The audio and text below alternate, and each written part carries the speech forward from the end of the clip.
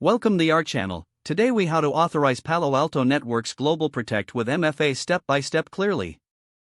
To begin, open your web browser and navigate to the GlobalProtect portal URL provided by your organization. Enter your username and password in the respective fields. Click the Sign In button to proceed to the next step. If your organization has enabled multi-factor authentication, you will be prompted to complete the MFA process. You will see a notification indicating that an MFA verification code has been sent to your registered device. Check your email or mobile device for the verification code. Once you receive the code, enter it into the designated field on the GlobalProtect login page. Double-check the code for accuracy before submitting. Click the Verify button to authenticate your credentials. If the code is correct, you will gain access to the GlobalProtect VPN.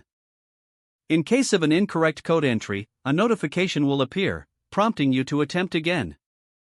Follow the on-screen instructions necessary to resolve any issues, such as resending the verification code. Once you are successfully logged in, you will see the GlobalProtect client interface. From there, you can connect to your desired VPN gateway. Select the appropriate gateway from the list provided.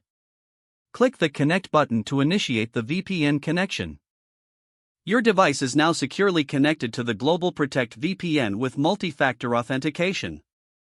If the page does not load, refresh the browser or try again in a private or incognito window. Make sure you are using the correct email address, then retype it carefully to avoid small typos.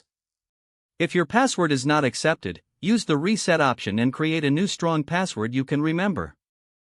Check your spam folder for verification or security emails, then complete any requested confirmation steps.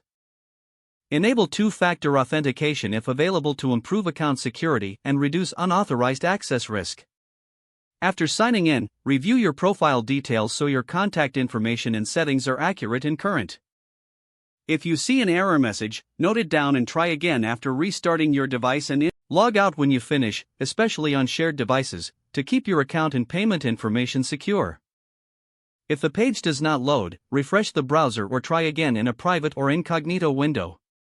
Make sure you are using the correct email address, then retype it carefully to avoid small typos. If your password is not accepted, use the reset option and create a new strong password you can remember. Don't forget to like this video and subscribe to our channel for more step-by-step tech guides.